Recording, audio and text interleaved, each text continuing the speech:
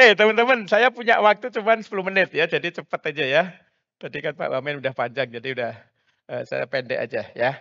Oke, teman-teman, saya akan ngomong bagaimana perubahan konsumen di Indonesia yang nanti akan, nyambung kepada kira-kira program CSR apa yang cocok untuk teman-teman ya. Mesti harus ada segmentasinya, nggak boleh saya bilang nggak boleh kita itu nggak boleh jadi Rambo ya, programnya ngasal ditembak ngawur gitu ya. Tetapi mesti harus, sesuai dengan, segmen-segmen atau kondisi customer yang ada. Oke, boleh berikutnya dikit? Boleh berikutnya? Mhm. Ya, oke.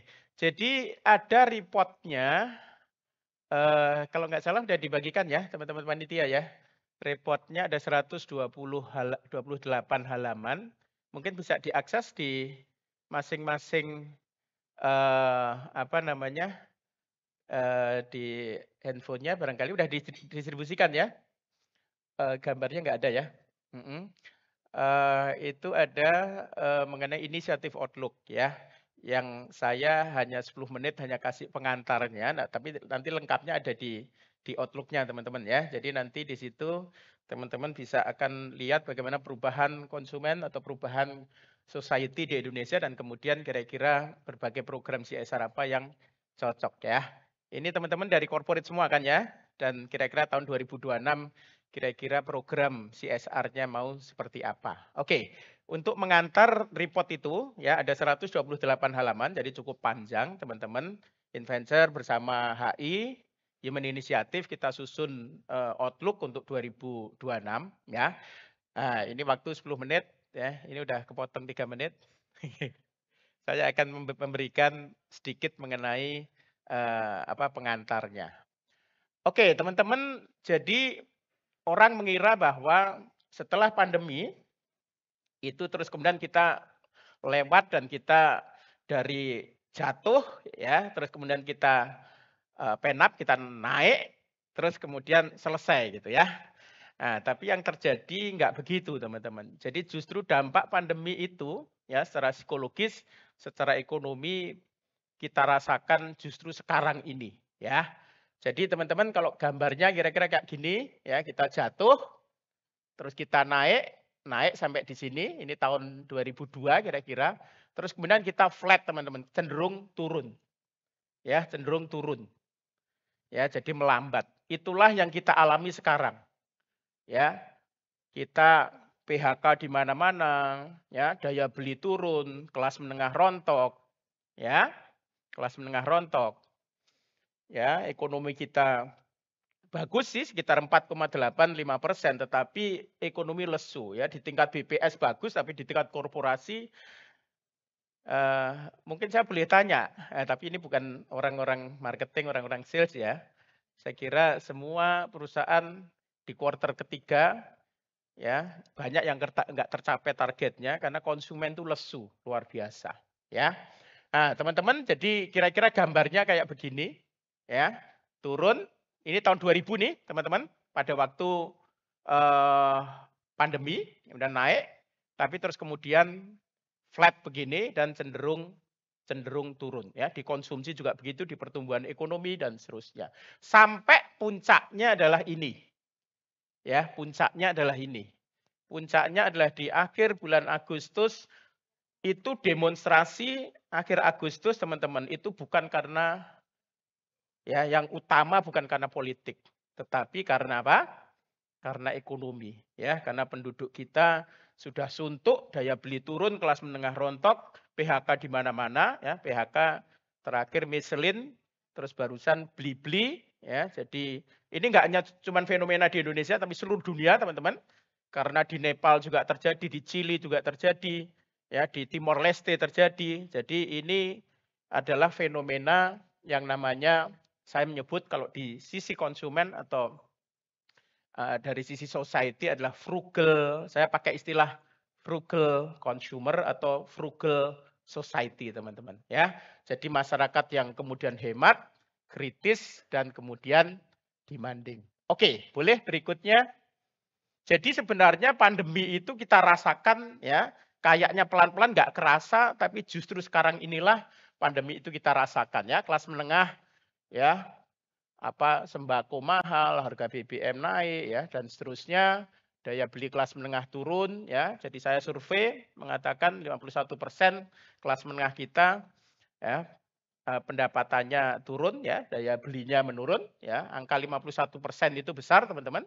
Terus kemudian juga melakukan penundaan pembelian ya, karena semua serba berat dan mereka cemas terutama. Jadi warisan dari pandemi itu adalah cemas ya, dan kemudian galau terhadap ekonomi masa depan dan akhirnya kemudian menunda pembelian ya, yang awalnya beli di tengah turun ke bawahnya namanya trading down ya. Trading down itu dari atas ke tengah, tengah ke bawah ya.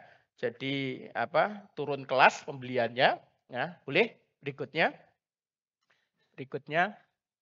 Nah, kemudian saya bikin kira-kira segmentasinya society atau konsumen frugal itu seperti apa. Inilah potret dari konsumen Indonesia saat ini yang nanti mestinya harus menjadi perhatian bagi teman-teman dalam menjalankan CSR inisiatif. Teman-teman, saya nyusun satu matriks gitu ya. Ini nggak ada di mana-mana, nggak ada di Porter, nggak ada di Kotler, nggak ada di Hamel. Saya nyusun sendiri. Inilah kerjaan saya selama 30 tahun terakhir, bikin satu konsep yang saya crafting berdasarkan kondisi yang real kita alami. Saya bagi matriks ini ke dalam, jadi kalau di sini konsumen yang feel secure, sini konsumen yang feel not secure, ya, terutama karena ekonomi, ya, ekonomi masa depan yang tidak menentu, ya. Kemudian kalau yang kesananya menghadapi difficult time atau menghadapi krisis itu ada yang adaptif, ada yang reaktif, ya. Nah, ini financial resiliency itu ada yang feel secure, ada not secure, ini adaptif, kesininya reaktif. Maka kemudian kalau ada matrik 2x2 dengan menggunakan vertikalnya ini, horizontalnya ini akan ketemu ada 4 segmen konsumen atau society kita, masyarakat kita. Yang pertama adalah wiser, ya, wiser itu adalah feel secure, ya kira-kira kaya lah, ya. Yang atas itu kira-kira masih ada duitnya, yang bawah itu yang sadikin tadi itu ya, sedikit sakit, apa katanya Pak Menteri, Pak Wamen? Langsung jatuh miskin ya. Nah, itu yang paniker itu. Kalau sadikin itu adanya di sini, ya paniker itu ya. Jadi kalau sininya reaktif adaptif, sininya feel not secure, sini secure. Wiser itu adalah orang yang masih lumayan ada duitnya dan dia adaptif. Adaptif itu artinya nggak bingungan. Ya, dia menghadapi krisis itu dengan biasanya orang pinter. Ya, yang ke atas ini agak kaya dan pinter biasanya. Antara pendidikan sama kekayaan itu kadang-kadang selalu orang kaya mesti pinter kecenderungannya karena mampu sekolah gitu ya. Nggak mesti begitu juga, tapi yang sini kira-kira wiser itu adalah orang-orang yang feel secure dan berpendidikan, maka ketika ada krisis mereka akan adaptif terhadap lingkungan, ya, terhadap ekonomi. Nah, kalau yang sini adalah ya ini ya economically resilient, spend wisely, solution oriented, wiser. Kalau floater itu economically stable, follow others, sama social validation. Secara ekonomi oke, tetapi pengaruh sosial media itu luar biasa. Sehingga di tengah luapan informasi itu mereka bingung. Ya, makanya disebut floater. Ya, dia cari social validation. Dia memutuskan sesuatu kalau yang lain sudah memutuskan dan kemudian dia ikut gitu. Itu adalah ciri dari si floater. Nah, yang agak perlu dapat perhatian dari teman-teman CSR adalah yang di bawah ini. Nah, yang pertama agak lumayan adalah bargainer, ya, dia pinter, ya, jadi adaptif, tetapi feel not secure, ya, karena masa depan yang nggak jelas, ya, disebutnya bargainer. Vulnerable but resilient, kemudian dia rasional, smart, dan opportunity seeker, ya. Nah, intinya kegiatan CSR yang Anda lakukan, ya, pakai prinsip marketing adalah bahwa program yang Anda jalankan mesti harus fit dengan masing-masing dari 4 segmen ini ya. Nanti berikutnya akan kita bahas sedikit ya.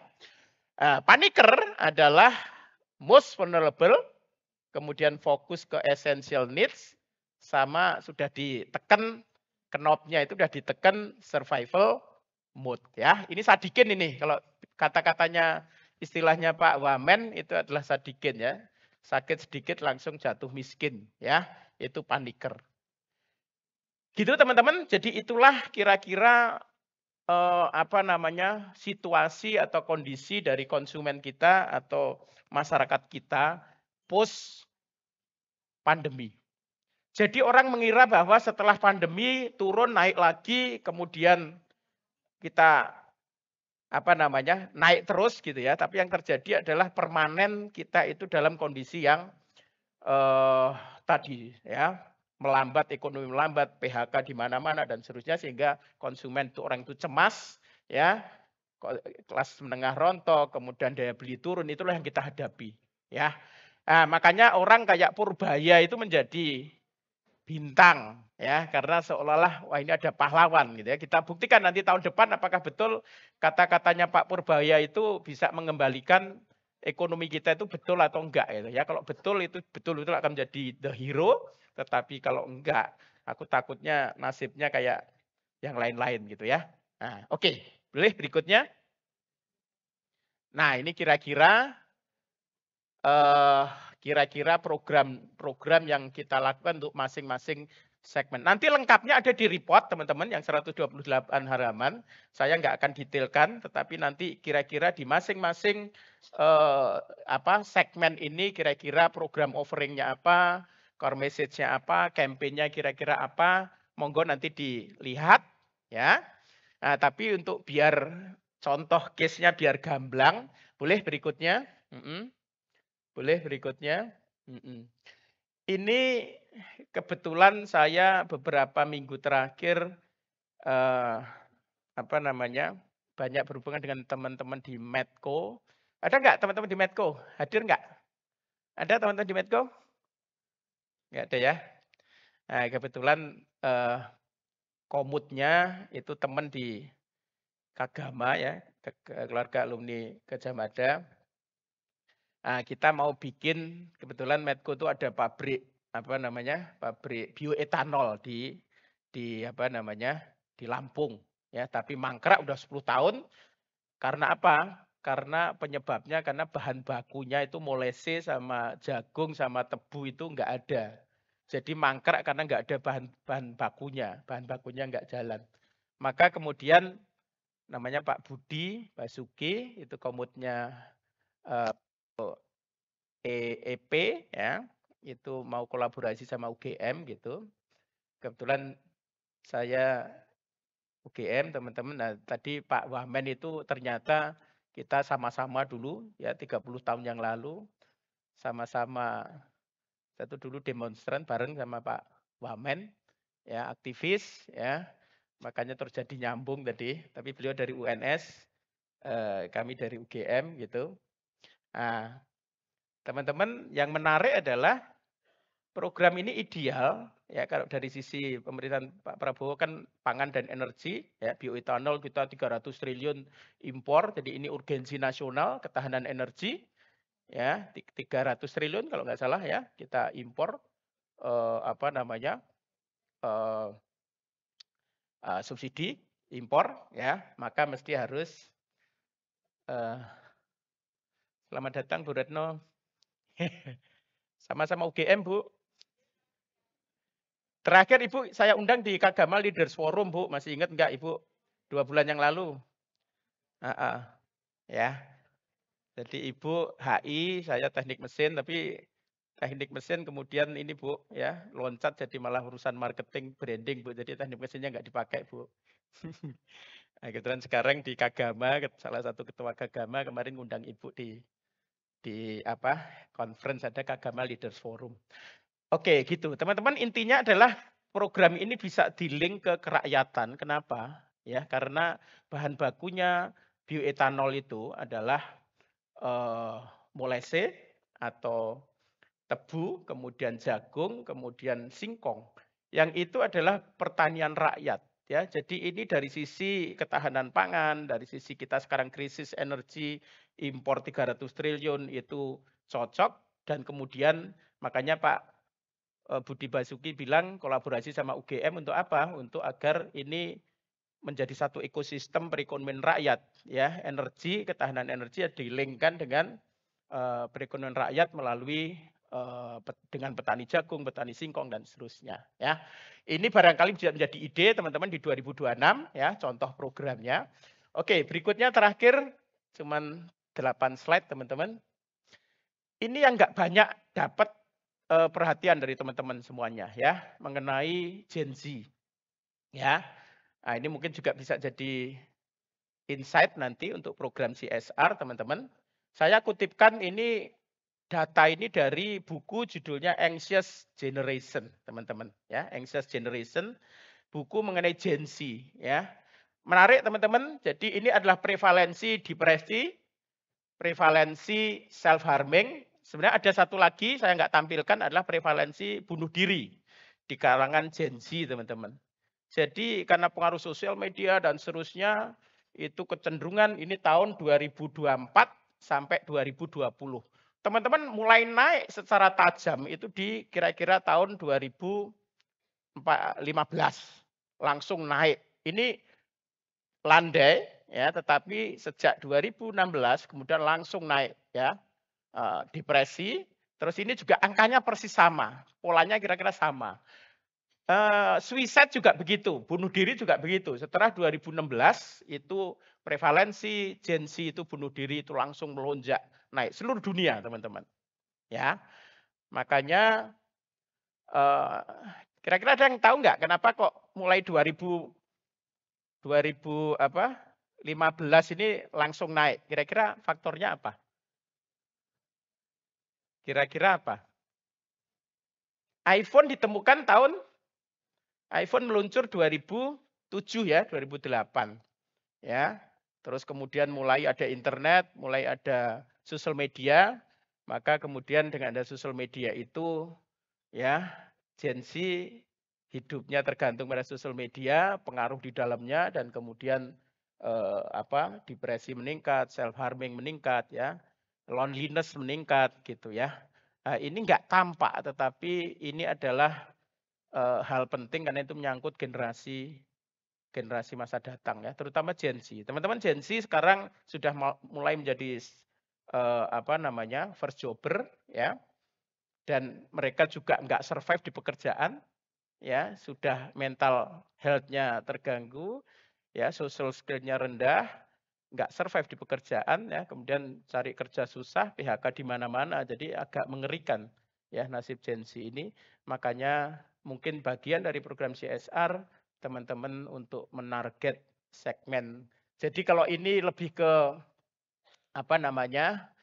keliru sebenarnya ini untuk floater ya, yang sebelumnya tadi untuk paniker itu. Just untuk insight teman-teman, untuk ide. Ya, saya kira itu teman-teman, nanti lengkapnya ada di report ya, teman-teman bisa dibaca, di situ ada fenomenanya apa, perubahannya apa, kemudian insight-nya apa, programnya apa, banyak di situ ya. Oke, saya kira cukup. Terima kasih teman-teman. Wassalamualaikum warahmatullahi wabarakatuh. Semangat pagi!